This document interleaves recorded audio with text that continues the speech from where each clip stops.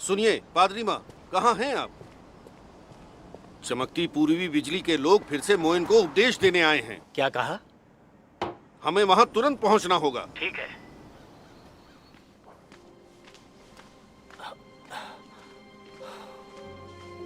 सुनिए, इतनी जल्दी में कहाँ जा रहे हैं? मुझे मोइन के घर जाना है। अच्छा।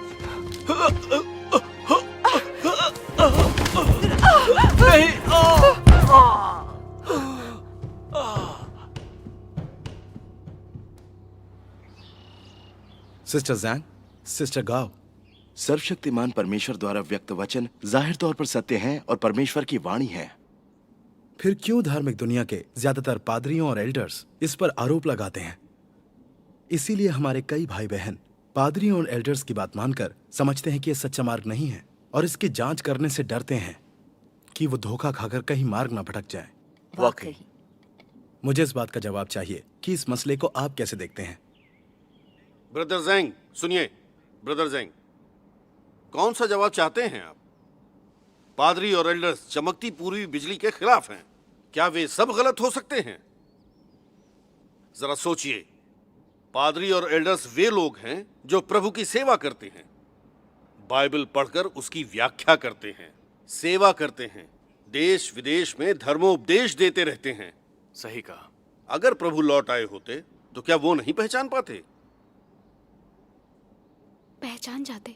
सच्चे मार्ग की जांच पड़ताल के लिए हमें उन्हें सुनना ही होगा और उनके नियंत्रण में रहना होगा। हम सिर्फ इन्हीं पर भरोसा कर सकते हैं। आमीन। ब्रदर यू, हम बड़ी उलझन में हैं। इसके सुलझने तक क्यों न सत्य की खोज की संगति की जाए। इसलिए आइए क्यों न इन दो सिस्टर्स की संगति को सुना जाए। सही है, आइए पहले उनकी बात सुनते हैं। हाँ, आइए सुनते हैं। सच्चे मार्ग की जांच पड़ताल करते वक्त प्रभु के अनेक विश्वासी या तो चीनी सरकार की झूठी अफवाहें सुनते हैं या पादरियों और एल्डर्स की बातों पर आंखें बंद करके भरोसा करते हैं और उन्हें कमान सौंपकर फैसले करने देते हैं। लेकिन क्या यह अज्ञान नहीं है? क्या पादरियों और एल्डर्स के पास सत्य है? क्या वे प्रभु की वाणी को सुन सकते हैं? क्या वे प्रभु के प्रकटन और कार्य को पहचान सकते हैं? क्या वे हमें मार्ग दिखाने में सक्षम हैं? नहीं पहचान सकते। जब वे खुद नहीं जानते कि परमेश्वर की वाणी कैसे पहचाने या प्रभु के लौटने का स्वागत कैसे करें, फिर कमान लेकर दूसरों के फैसले लेने की योग्यता कहां से आई उनमें? हम सभी जानते हैं, यहूदी धार्मिक अगुवा धर्म ग्रंथों को गहराई से जानते थे और दूसरों के लिए व्याख्या करते थे। लेकिन जब प्रभु यीशु ने प्रकट होकर कार्य किया, तब क्या उन्होंने परमेश्वर की वाणी और उनके वचनों को सुना? नहीं। क्या उन्होंने पहचाना कि प्रभु यीशु मसीह थे, स्वयं परमेश्वर? क्या उन्होंने प्रभु यीशु का स्वागत करने के लिए विश्वासियों की अगुवाई की? नहीं, बिल्कुल नहीं। उन्होंने प्रभु यीशु का स्वागत करना तो दूर, उनकी अंधाधुंध निंदा की, तिरस्कार किया।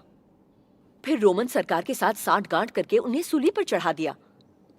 सही है। इस तथ्य से साबित होता है कि बाइबल को अच्छी तरह जानने और उसकी व्याख्या करने का यह मतलब नहीं है कि वह व्यक्ति सत्य जानता है, उसे परमेश्वर के बारे में ज्ञान है। हालांकि वे धार्मिक अगुवा ऊंचे पदों पर आसीन और ओहदे वाले हैं, फिर भी यह जरूरी नहीं कि वे परमेश्वर को जानते हैं या उनकी आज्ञा मानते हैं। यही बात है कि नहीं? हाँ, बिल्कुल। तो क्या आप सोचते हैं कि बाइबल से परिचित और उसकी अक्सर व्याख्या करने वाले पादरी और एल्डर्स प्रभु के आगमन को निश्चित रूप से पहचान सकेंगे? क्या इस तर्क में दम है? नहीं, बिल्कुल भी क्या नहीं। यह भ्रांति नहीं है? हाँ, वाकई पादरी और एल्डर्स बाइबल पढ़ते हैं और जानते हैं। इसका मतलब ये कतई नहीं है कि वो परमेश्वर को जानते हैं। सही है। जांच पड़ताल के समय हम पादरियों और एल्डर्स को आंख मूंदकर नहीं सुन सकते। ऐसा करके हम जरूर भटक जाएंगे और परमेश्वर के विरोधियों का अनुसरण करने लगेंगे। सही है। पादरियों और एल्डर्स का असली चेहरा देखने के लिए आइए सर्वशक्तिमान परमेश्वर के वचन के 2 अंश पढ़ें।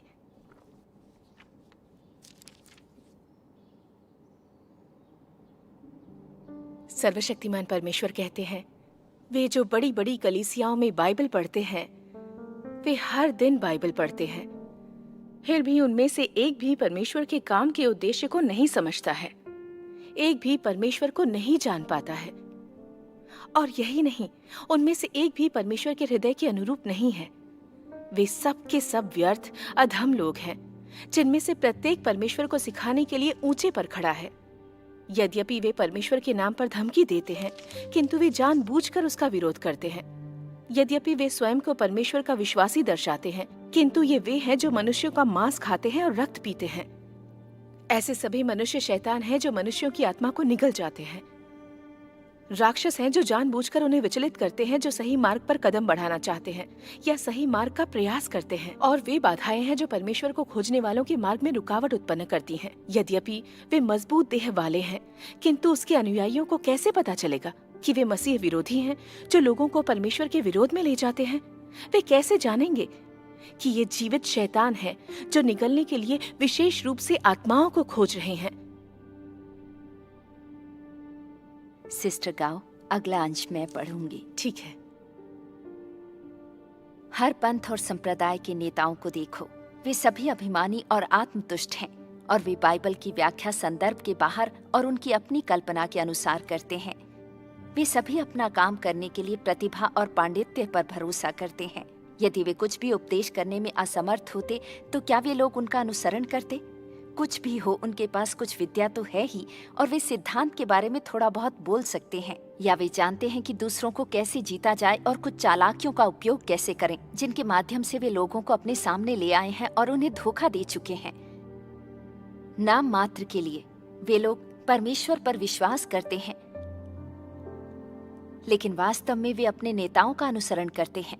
अगर वे उन लोगों का सामना करते हैं जो सच्चे तरीके से प्रचार करते हैं, तो उनमें से कुछ कहेंगे, हमें परमेश्वर में अपने विश्वास के बारे में अपने अगुआ से परामर्श करना है।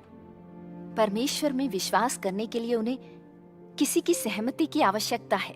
क्या ये एक समस्या नहीं है? तो फिर वे सब नेता क्या बन गए हैं? क्या वे फरीसी, झूठे चरवाहे, मसीही विरोधी और लोगों के सही मार्ग को स्वीकार करने में अवरोध नहीं बन चुके हैं?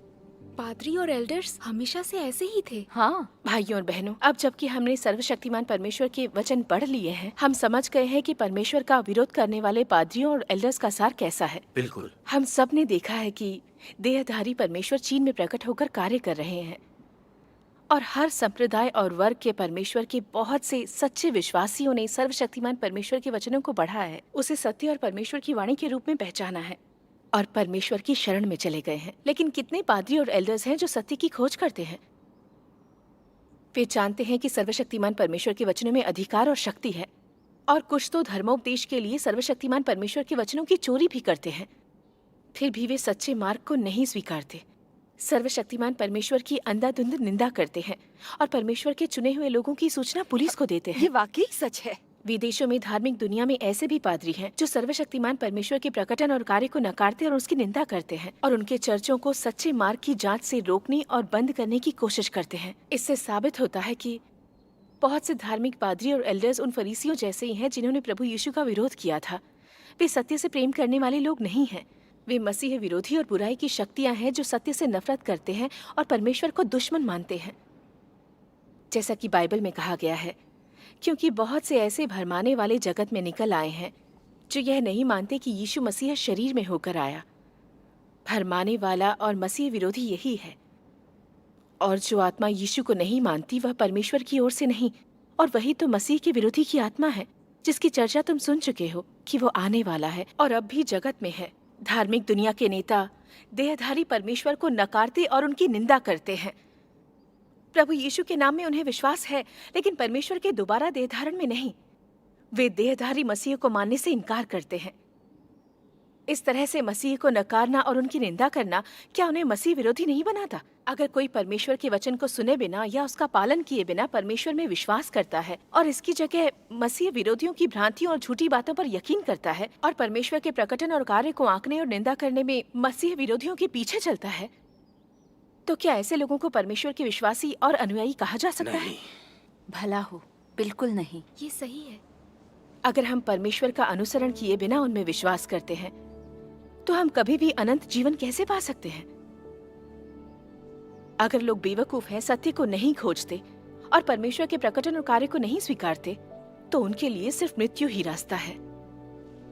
परिणाम बहुत गंभीर है। वाकई ये सही कह रही हैं।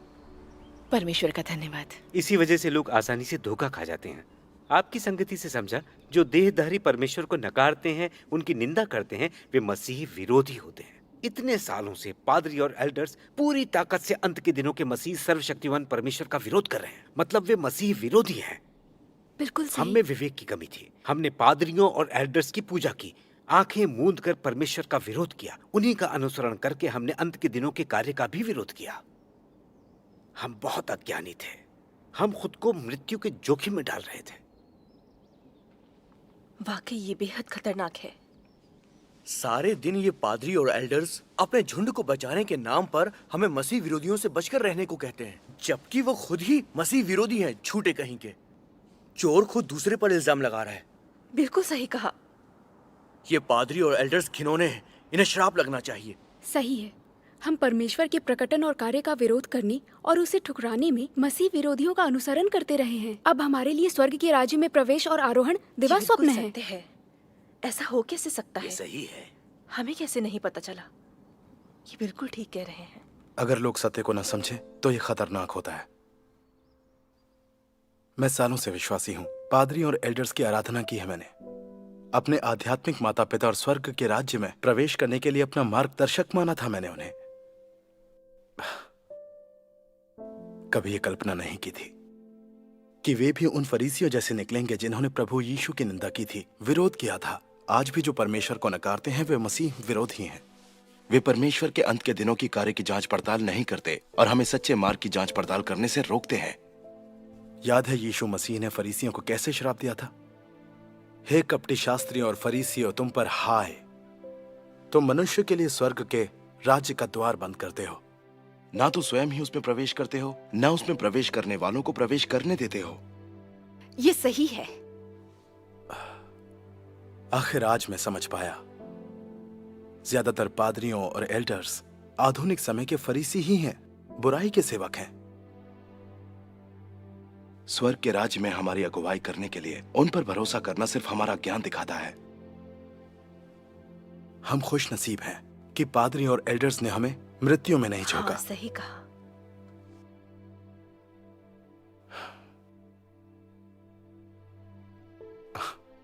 हम खुश नसीब हैं कि आपने हमारे साथ संगति की। सर्वशक्तिमान परमेश्वर के वचनों को साझा करके हमें जगाया। हाँ बिल्कुल। हमें स्पष्ट हो गया कि पादरी और एल्डर्स मसीह विरोधी हैं। सर्वशक्तिमान परमेश्वर का धन्यवाद। सर्वशक्तिमान परमेश्वर का धन्यवाद।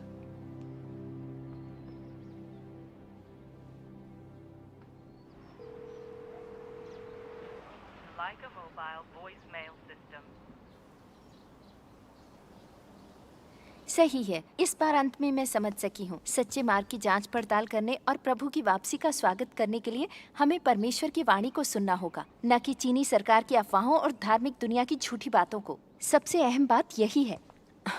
लेकिन कलीसिया के बहुत से विश्वासी हम जैसे ही हैं। वे सिर्फ पादरियों और एल्डर्स को ही सुनते हैं और सत्य को नहीं खोजते और परमेश्वर की वाणी को नहीं सुनते। इससे बड़ी मूर्खता कुछ नहीं हो सकती। क्या कर रहे हैं आप लोग? आप लोगों में जरा भी ज़मीर नहीं है क्या? हैं? इन्हीं पादरियों और एल्डर्स ने कलीसियाओं में हमारी अगुवाई की है, भूल गए? आप उनके साथ ऐसा बर्ताव कैसे कर सकते हैं? हाँ, बताइए। पादरी और एल्डर्स स्वर्ग के राज्य के रास्ते में हमारे मार्गदर्शक हैं। क्या हम उनकी बात नहीं सुनेंगे तो आरोहित होकर स्वर्ग के राज्य में प्रवेश कैसे करेंगे? आखिर आप लोग सोच क्या रहे हैं? आप लोग कुछ भी सोचिए, मुझे फर्क नहीं पड़ता। चमकती पूरी बिजली के उपदेश कितने ही गहरे हों, कितने ही सत्य हों, पादरी और एल्डर्स की अनुमति के बिना मैं उनकी शिक्षाओं को कभी नहीं स्वीकारूंगा। और आप लोग ये ना भूलें कि आपको पादरी और एल्डर्स की बात माननी पड़ेगी। ब्रदर यू, सालों पुराने विश्वासी होकर भी आप ऐसी मूर्खतापूर्ण बातें कैसे कर सकते हैं? कैसे कह सकते हैं? आपका विश्वास प्रभु में है या पादरी और एल्डर्स में? क्या पादरी और एल्डर्स मसीही हैं? क्या वे मानव जाति को बचा सकते हैं? क्या वे हमें स्वर्ग के राज्य में पहुंचा सकते हैं? बिल्कुल नहीं। इस विषय पर कितनी स्पष्ट संगति हुई है। जो न समझे वो मूर्ख है। आखिर आप इतने जिद्दी क्यों हैं? जानबूझकर सच्चे मार्ग का विरोध कर रहे हैं। इस तरह सत्य को जानकर आपको सच्चे मार्ग का विरोध नहीं करना चाहिए। बाइबल में कहा गया है, क्योंकि सच्चाई की पहचान प्राप्त करने के बाद यदि हम जानबूझकर पाप करते रहें तो पापों के लिए फिर कोई बलिदान बाकी नहीं। हम परमेश्वर की वाणी सुन रहे हैं, उनके प्रकटन और कार्य को देख रहे हैं, और आप हैं कि सुनते ही नहीं हैं। न उसे सुन रहे हैं और ना ही समझ रहे हैं। प्रभु यीशु ने कहा था, मेरी भेड़ें मेरा शब्द सुनती हैं। आप सत्य को क्यों नहीं खोजते? आखिर हमेशा पादरियों और एल्डर्स के पक्ष में क्यों बात करके दूसरों को रोकने की कोशिश करते हैं? अब आपको जागना ही होगा। पादरियों और एल्डर्स के बुरे कामों में अनुसरण बंद कर दें। आप खुद जानते हैं दूसरों को स्वर्ग के राज्य में प्रवेश से रोकने का अंजाम क्या होता है। हाँ ब्रदर यू, एक बार फिर से सोचिए कि आप क्या कर रहे हैं। बिल्कुल सही। हाँ, आपको सही सोचना सही चाहिए। कहा। सोचना चाहिए। सही कहा।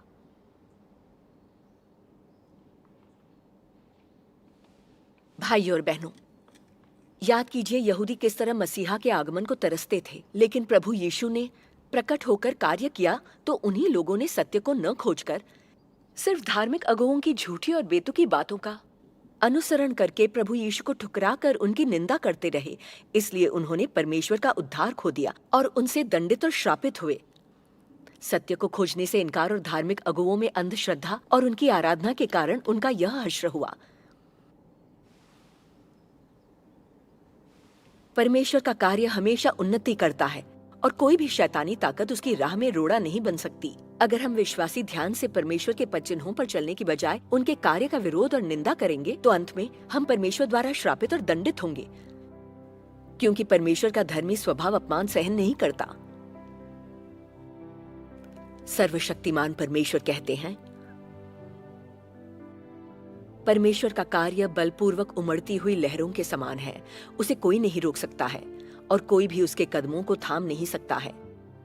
केवल वे लोग ही जो उसके वचनों को सावधानी पूर्वक सुनते हैं और उसकी खोज करते हैं और उसके लिए प्यासे हैं, उसके पद चिन्हों का अनुसरण कर सकते हैं और उसकी प्रतिज्ञा को प्राप्त कर सकते हैं। जो ऐसा नहीं करते हैं वे जबरदस्त आपदा और उचित दंड के अधीन किए जाएंगे।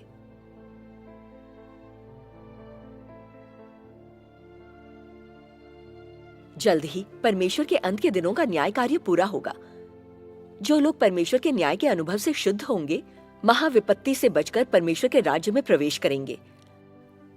जो परमेश्वर को नकार कर उनका विरोध करेंगे महाविपत्ति में दंडित होंगे। शैतान की झूठी और बेतुकी बातों को सुनकर परमेश्वर के अंत के दिनों के कार्य को ठुकराने वाले लोग महाविपत्ति में गायब हो जाएं, तो वे किसे दोष दे पाएंगे? सिर्फ खुद को। सिर्फ खुद को, और किसे दोष दे पाएंगे? बिल्कुल सही है। अपने अज्ञान के लिए वे खुद ही दोषी होंगे। यह परमेश्वर के इस वचन को भी पूरा करता है, मेरे ज्ञान के न होने से मेरी प्रजा नष्ट हो गई। बिल्कुल सही बात कही है इन्होंने। हमें परमेश्वर हाँ, की ये वाणी को बाइबल में सुनना लिखा होगा और है। परमेश्वर के पद चिन्हों पर चलना होगा। सही है, हम दोबारा मूर्ख कुंवारियां नहीं हो सकती। सही है। परमेश्वर का धन्यवाद। परमेश्वर का धन्यवाद। सिस्टर्स, आपकी संगति सुनकर मैं बहुत शर्मिंदा हुआ। मैंने सर्वशक्तिमान परमेश्वर के वचन पढ़े और दिल में सत्यापित भी किया कि यही सत्य है, परमेश्वर की वाणी है। लेकिन चीनी सरकार और धार्मिक दुनिया की अफवाहें सुनने के बाद, जिनमें सर्वशक्तिमान परमेश्वर की कलीसिया की बदनामी की गई थी, मैं पशुपेश में पड़ गया, सत्य से भटक गया। यहां तक कि मैं परमेश्वर के अंत के दिनों के कार्य की जांच पड़ताल करने से पीछे हट गया था। प्रभु द्वारा आरोहित होने का मौका भी लगभग खो ही दिया था मैंने।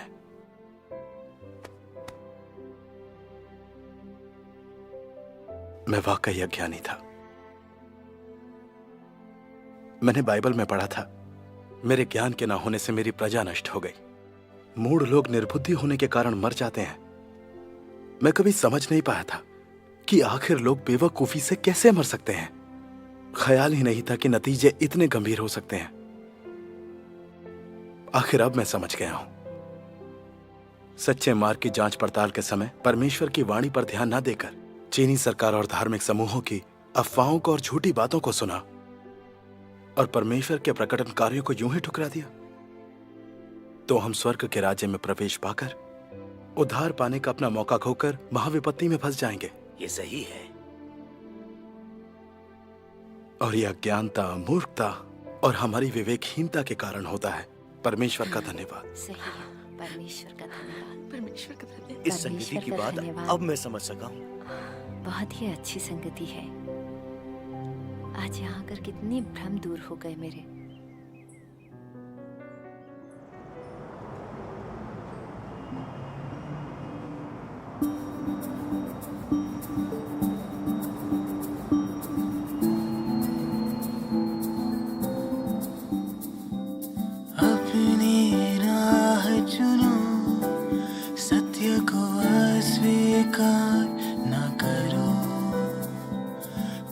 पवित्र आत्मा की ईश निंदा न करो, अनजान मत बनो, अहंकारी मत बनो, पवित्र आत्मा की रहनुमाई पर चलो।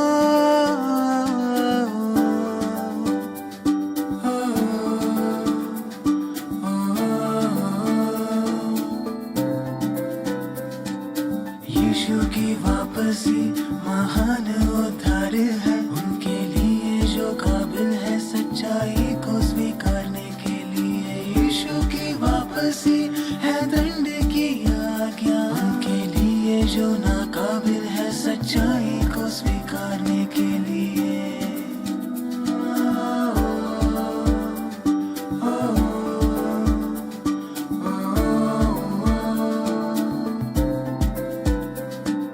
सच्चाई की इच्छा करो, सच्चाई की तलाश करो, यही है एकमात्र तरीका जिससे होगा तुम्हें फायदा। जिन लोगों ने सुनी है सच्चाई फिर भी उस पर अपनी नाक है मुरझाई, वे सब है बहुत ही मूर्ख और अज्ञानी।